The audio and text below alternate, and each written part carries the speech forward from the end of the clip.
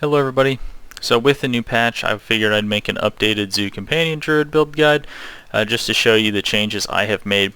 So first off, when it comes to companions and the overall power, because I know some people are probably going to be wondering, I would say for general in-game use, you can use companions all the way from level 50 to 100. Heck, you can do it from 1 to 100 if you want to. However, once you get to the point where you want to start pushing high nightmare dungeons, you're probably going to want to switch builds, because while this is probably sitting around a B tier build for general in-game use, aka doing hell tides, doing just nightmare dungeons to level or to get gear, it is not a good push build. So you will most likely only be able to get up to around 70 or 75 with this. So if you're looking to do a 100, this probably isn't the build.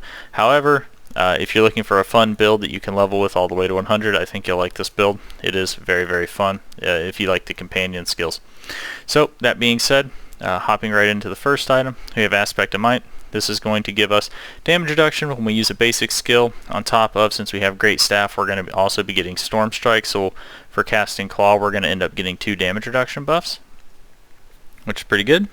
So you're going to want Ranks of Wolves, Poison Creeper, Ravens, and then basic skill attack speed or max life. If you want, you can do what I did here, and you can drop the Ravens if you're not too worried about losing the 3 or 4 ranks. However, if you really want to maximize the amount of damage that goes into the Barber, I would recommend doing Ravens, Poison Creeper, and Wolves. Then with max life or basic skill attack speed, you don't really need CDR in this build because you have Pack Leader, so that's going to be what's mainly resetting your cooldowns. And then with Blood Howl, as you kill things, the cooldown of that's going to be reset.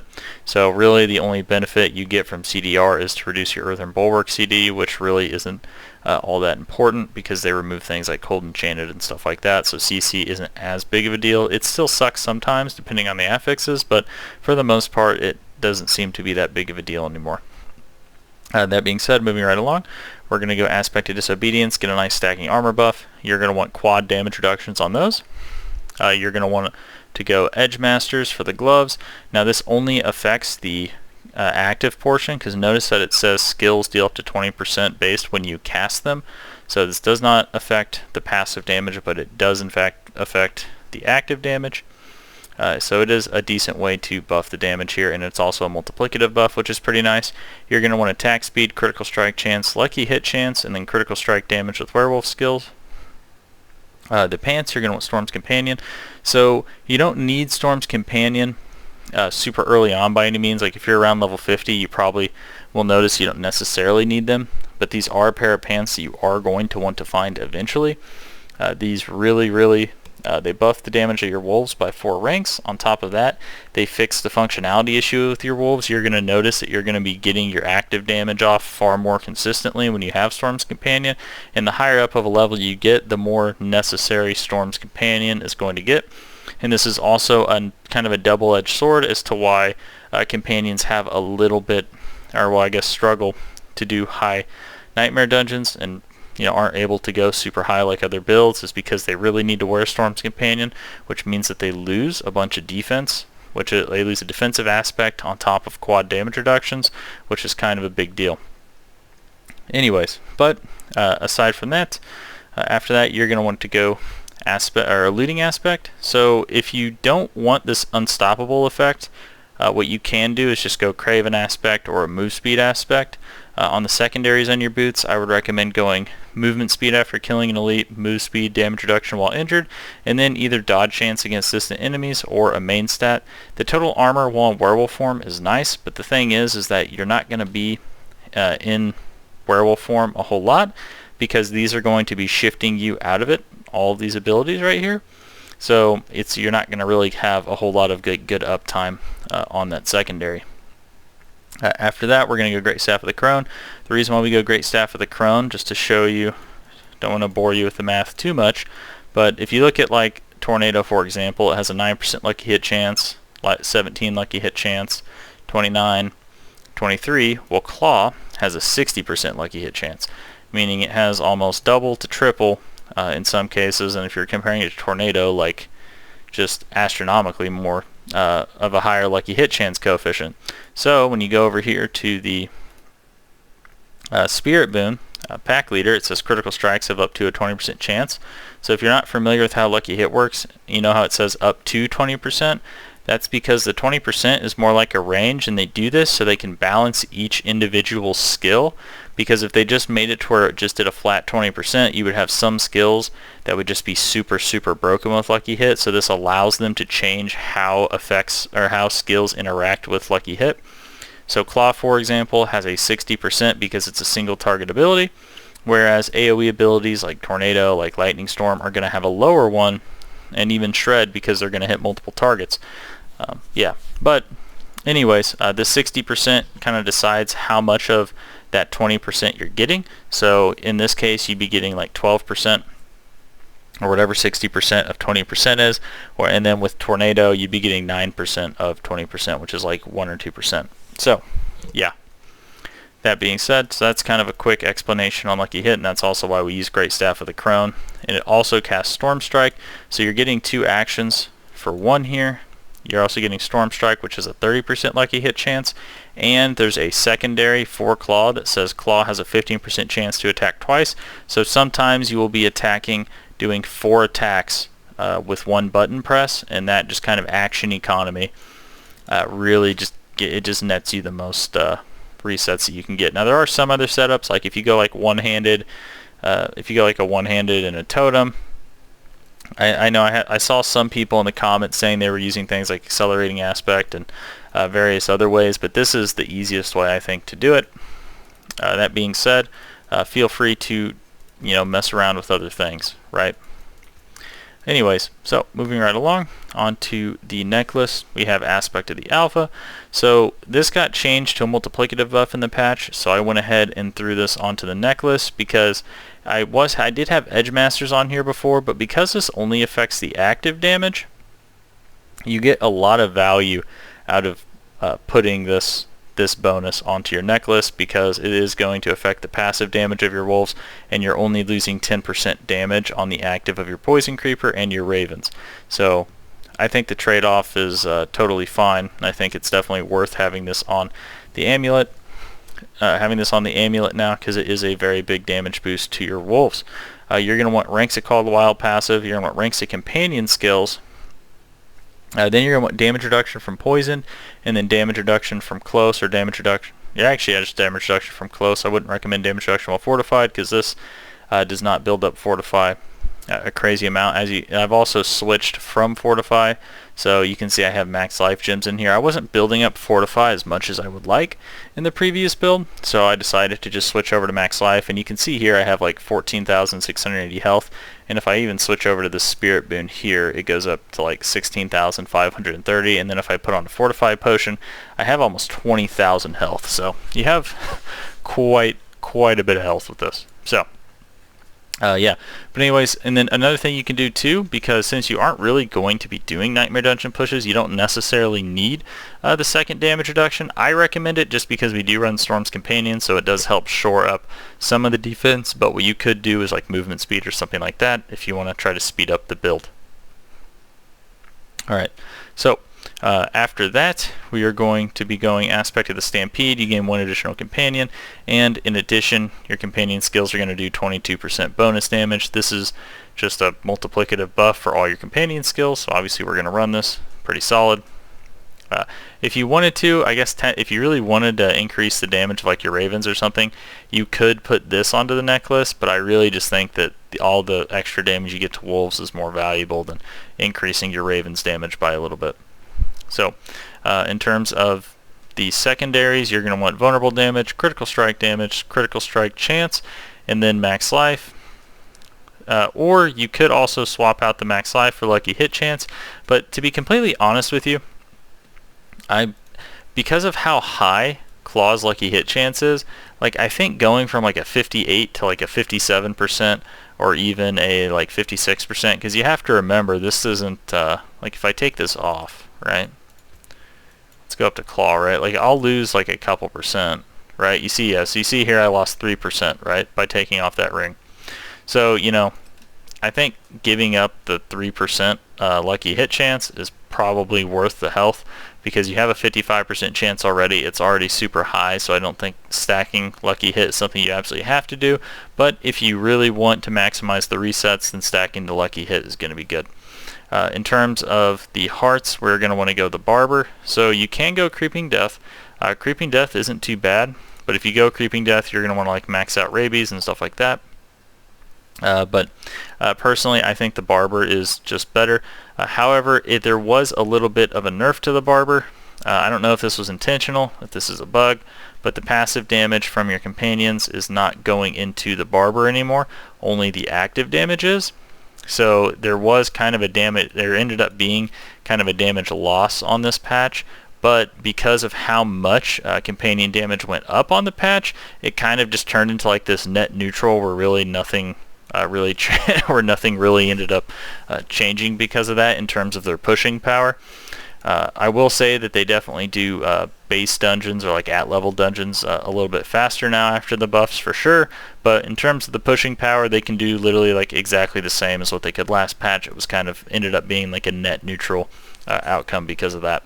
So also this fixes a lot of any like AoE problems you have, because it takes your Ravens, your Poison Creeper, and it takes your Wolves, and then it just amplifies the actives from those and then turns it into an AoE. Granted, this is already an AoE, this is already an AoE, but your Wolves, especially if you don't have Storm's Companion, is more of a single target thing, so it helps take that single target and turn it into an AoE. Alright, then we're going to go Brutal Heart of Revenge. So this is just a damage reduction buff. The damage it does, like on the explosion, doesn't really matter because it's capped, so it's really not all that great. Now if that was uncapped, this heart would be absolutely insane, but it is capped, so it's kind of whatever. But this is an 18.5% damage reduction, so it's pretty good. Next we're going to have the Moon Rage. This makes your kills have a chance to summon an extra wolf companion, which is going to end up making your active do more damage, because it does damage for each like wolf that hits. So it's definitely going to make your active do quite a bit more damage. And then it also, whenever you do bosses, it changes into a lucky hit, so you can still get it on bosses, and it gives you +3 ranks to wolves. You can see here I have like 16 ranks to wolves. I think the highest amount of ranks to wolves you can get is like 19 right now or something like that. Yeah, quite a bit of ranks to wolves here, that is for sure. So moving on into the Spirit Boons, we have Wariness, we're going to go Scythe Talons, and then I prefer to do Avian Wrath, since I don't really recommend pushing with this build. I mean, Iron Feather's probably obviously going to be better if you try to push, but I think for lower tiers and just going Avian Wrath and getting the damage just to try to speed it up as much as you can is pretty good. Then we have Pack Leader. This is what's going to give us the resets of our cooldowns. And then we have Masochistic. So critical strikes with shapeshifting skills have up to a 75% chance to heal you for 3% of your max life. So this is a shapeshifting skill, and we're going to be using Claw a lot. So it works out decently. And honestly, there just really isn't another good option here. So Masochistic is kind of the default. So moving on into the abilities, we have Storm Strike, Enhanced Storm Strike, Fierce Storm Strike. Since our Crone Staff is casting Storm Strike, even though we're only using Claw, it'll give us access to Vulnerable as well as Immobilize. And then obviously we're maxing out Claw, going Enhanced Claw, and then Wild Claw. So like I said before, we can get the chance at doing 4 attacks for 1 button press, which is really good for fishing for resets. Moving right along, we have Earthen Bulwark, Enhanced Earthen Bulwark, Preserving Earthen Bulwark. So the reason why we take this is just so it's kind of like an oh shit button. So like, oh man, I'm getting CC chained. Boom, we pop Earthen Bulwark. We just kind of walk away and get out, right? We have Bloodhowl, Preserving Bloodhowl, Enhanced Bloodhowl. This gives us an attack speed steroid. This is a spiritless build because we do not use a core skill, so we don't really need to go innate Bloodhowl, but this is just a nice heal, a pretty nice defensive. Then we have Wolves, Enhanced Wolf Pack, Brutal Wolf Pack. So I do this just to go damage, since I'm not really doing anything with Fortify anymore. I was using Ferocious Wolf Pack, but I don't know. I wasn't being fortified as consistent as I would like, so I just switched over to Brutal Wolf Pack, and I just focus on just so they can have a little bit more damage and attack speed. Okay. Then we have Poison Creeper, Enhanced Poison Creeper, Ferocious Poison Creeper. If you're wondering why we go Ferocious over Brutal, because yes, obviously this is a pretty good critical strike chance buff, so you would think that with Pack Leader, but the thing is if we take it off 83,000, we put it on 160,000. So, you know, doubling the damage of your Poison Creeper is kind of just too good to pass up. Obviously put points into Call of the Wild. This is a multiplicative damage buff for all your companion skills. Then we have Ravens, Enhanced Ravens, Brutal Ravens. They do a crit buff whenever they hit, and this also increases the passive damage by 40% multiplicatively. So pretty solid, pretty alright. Okay, so then we're coming over here to Elemental Exposure. Your Storm skills have up to a 10% chance to make enemies vulnerable. This just makes it to where your wolves can make things vulnerable, and it also helps just give another way for your Claw to make things vulnerable, because your Claw does become a Storm skill because of Great Staff of the Crone. Alright, so moving right along, we're going to go Rabies, Enhanced Rabies, Natural Rabies. We do this just to make the rabies spread faster so we can improve our Heightened Malice uptime. And then if you decide to go something like Craven, where you need to have things slowed, whenever you poison something, it's going to slow them, which is going to activate your movement speed buff and stuff like that with Craven. So, you know, so poison spreading faster, generally speaking, is just pretty good. You know, Envenom, 30% critical strike damage bonus, and then Toxic Claw, so critical strikes throw skills is just going to put a poison on them, just trying to load up as much damage as we can for Into the Barber. Then we have Defiance and Natural Disaster. This makes your Storm skills deal more damage if they're stunned, immobilized, or knocked back. And then Defiance, so Nature Magic skills deal 12% increased damage to elites. These are just multiplicative damage buffs that go for your wolves and for your Claw, so pretty solid. Moving right along, over here to Ursine Strength. So while healthy, deal 30% increased damage. That is the reason why we take these. Why we take it is because it will impact your wolves. You see 121,000, take it off, it's down to 93,000. So you can see it's a fairly big buff that your actives are getting by running Ursine Strength. Okay, so that's going to be it for the abilities. So I'm going to hop into Paragon. So I'm just going to pull this over here. Whoa. Jeez. So because the current Paragon setup I have is not 100% updated, I still need to respec because I was testing some stuff the other day, so I don't have it changed back to this yet. But this is the way it's going to work. So the idea here is we're kind of just fishing and going for as many glyph slots as we can do, as well as just kind of picking up everything along the way, and then maximizing you know, being able to get the secondary bonus from each yellow node. Because I think a flaw in my last Paragon was I think there was a few nodes where you weren't really getting the secondary bonus, so I tried to redo it and make it to where you're getting more of the secondary bonuses from the rare nodes. So starting off, going up here, we're going to take Exploit. This is just another way to keep vulnerable uptime up, and it's also going to increase your vulnerable damage. Then we're going to come up here, we're going to take Wilds. This is going to be the most important glyph that you have. This is going to increase your companion skill damage by like 267% or something like that once you have it all the way up to 21. And it also gives the passive portion of your companion skills an 80% multiplicative damage buff. And then when you have and then also you want to go Inner Beast because this has like 55 intelligence, I believe. If you're doing a core skill version of a companion build, then Ancestral Fortitude I think is pretty good to take early, but you either want to go like Inner Beast or Ancestral Fortitude because they just have the most intelligence in their glyph slots early. So then from here you're going to want to come over here to the right, and you're going to go into Heightened Malice. So here you're going to get a pretty high dexterity glyph socket. You're going to want to throw Spirit in there. That's going to increase your critical strike damage of all your skills by I think it's like 97% with how much, because I think there's like 50 dexterity in this. And then you're going to want to come up here and get Heightened Malice. This is going to give you a 45% increased damage whenever you have 3 or more poisoned enemies nearby. Come up here, pick up all this stuff.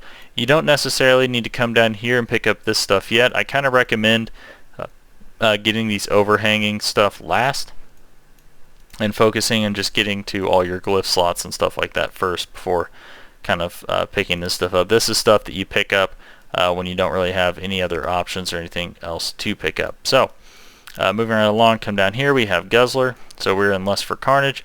So Lust for Carnage is also another good one that you can do for intelligence. So we're using Guzzler. This is going to give you, I think it's like 97 or 103% increased damage while healthy, and then you're also going to get 30% increased potion healings. So that's nice. But we mainly just do this for the damage buff. It's just quite a bit of damage for the glyph slot. Come over here. I didn't take any of the werewolf skill damage stuff because that's just going to buff claw, and I was trying to focus on taking damage thing that's going to buff everything in the companions, not just focus on claw. Right? Okay. Moving right along, then you're going to come back over here because you are going to come over here because you can get 10%, or I guess roughly 10% attack speed, which attack speed is pretty good in this build, right? So it'll give you, it also is going to set you up to where you only need to spend 6 points to get to this next node, whereas you would have to kind of go a little bit further if you tried to go other directions. So yeah, because we want this attack speed anyway, we just go this way. So come down over here. We take Tracker. This is going to give you increased damage to poison targets, and it's going to make all your poisoning damage effects last 33% longer. So it's going to help make your Poison Creeper do a little bit more damage. It's also going to help your Toxic Claws do a little bit more damage. And this is Constricting Tendrils, so this is a decent dexterity one. I don't think it's like super high. I think it's like maybe 40 or 45, so it's not like a 51, but it's a decent amount of dexterity in this one. So come over here, get some more max life, pick these up, and once you get over here to this one, depending on the way and kind of the route you go, there's going to be a couple of rare nodes. I think this one and this one are the only rare nodes that you're not going to get secondary bonus out of. That's okay. And then you're going to come down here into Thunderstruck, and you're going to pick up this legendary node. Storm skills deal 30% increased critical strike damage against vulnerable or immobilized enemies. This is going to help your claw and your wolves do quite a bit more critical strike damage. Alright, so that is really it for the Paragon. So let's go ahead and hop on into some gameplay. Alright, let's hop on into some gameplay. So quick note about Nightmare Dungeons. So obviously I'm doing a 49, but when it comes to like pushing on this build, this really is not a build you're going to want to push with. Unfortunately, the buffs did not really help us with pushing because currently the passive damage is not inside of the Barber. So we ended up losing quite a bit of damage. So you're mainly going to want to just stick to doing things that are around your level. If you're trying to push into high tiers, you can push a little bit. Like I've gotten up into like around 70, but the thing is once you get around 70, you're going to notice that things are going to get pretty hard because you have to run Storm's Companions, so your damage reduction isn't going to be there because you don't really have super solid. You're not going to really have super solid access to damage reduction, which unfortunately is kind of a big deal because you really need the Storm's Companion. You can't really afford to give it up, otherwise it really messes up your damage output with the Barber, unfortunately. So I don't really recommend pushing with this. However, could you go past a 70? Probably, if you like fish for Surratt Slayer, but with the current state of the game and how easy it is to do, I guess 100s now for like more meta builds, like you're better off. You'd be better off just doing something else if doing 100s is like something that you really want to do. But keep in mind that means that you can play this build though all the way from 50 to 100.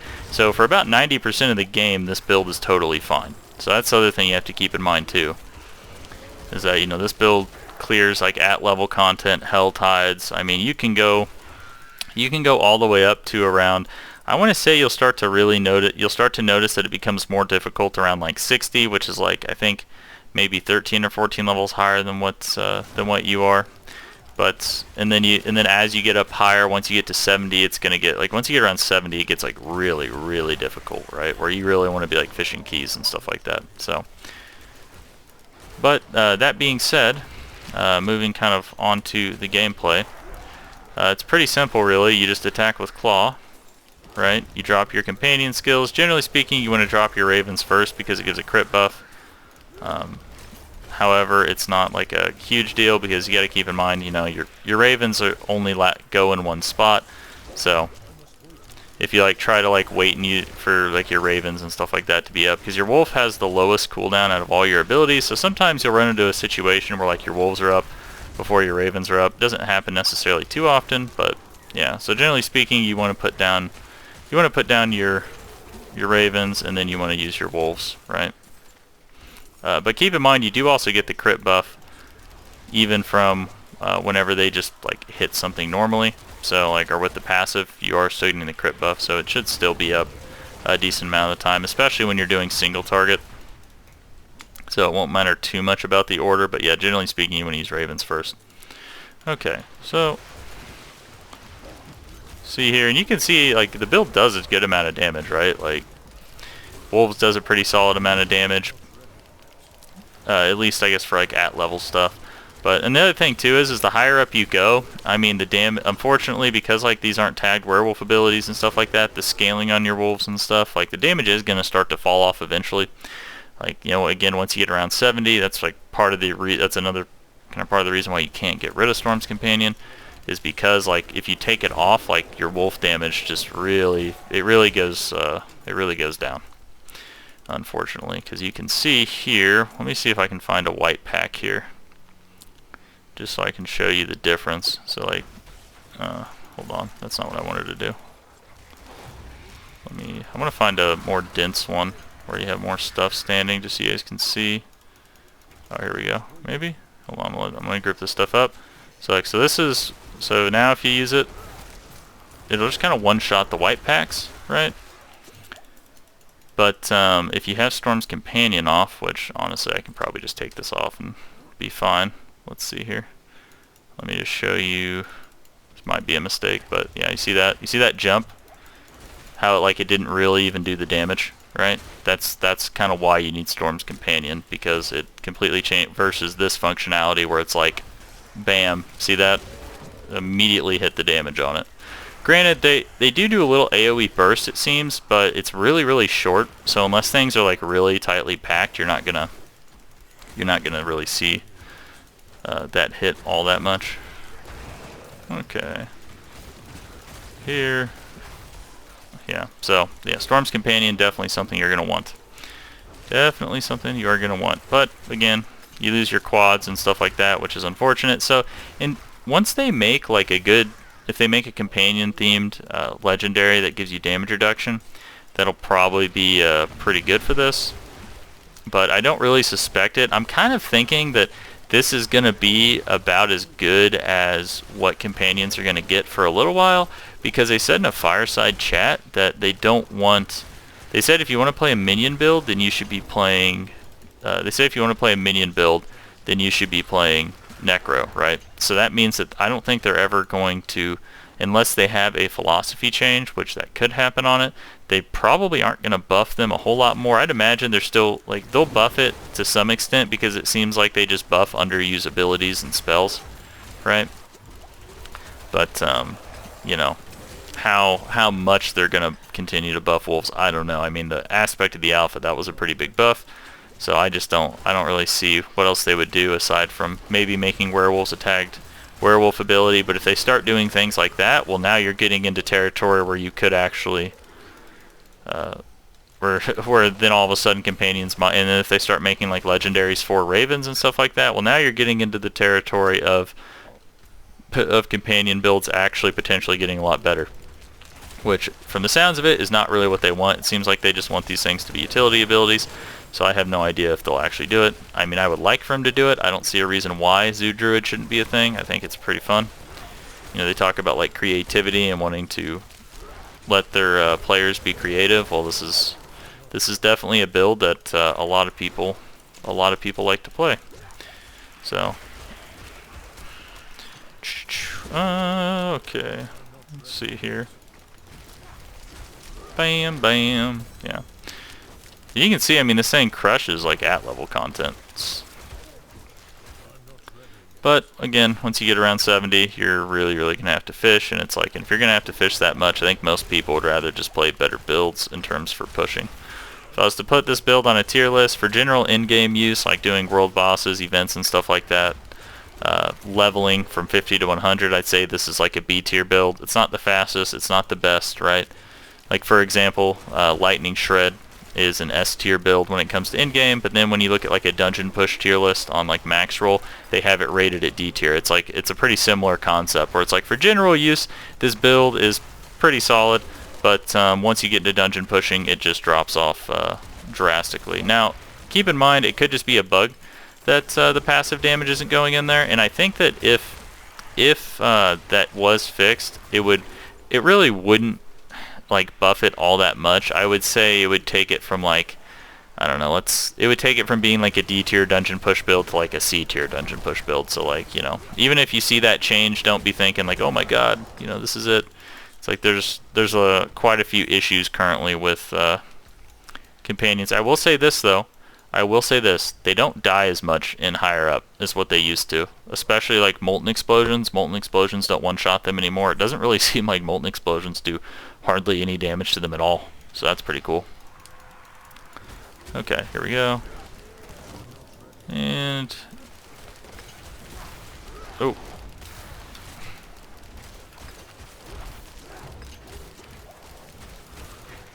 And there it is, right? So, pretty fast. Bossing damage isn't too bad on it. Not too bad at all. Now, I don't know if it's bugged, if like the bossing damage is, like, if they didn't actually end up like increasing the health of things. I have no idea what's going on with that, but yeah. So anyways, that's gonna be it for this video, guys. Thanks for watching. Like, subscribe if you want to see more. I hope you enjoyed the build. Like I said, it's not some amazing dungeon push build, but it is a really fun build. So if you're looking for something, as you're like level 50, leveling up or something like that, and you like companions, I think this is probably going to be the best way to play Zoo Druid if that is what you're looking for. Alright guys, thanks for watching, and I'll see you next time.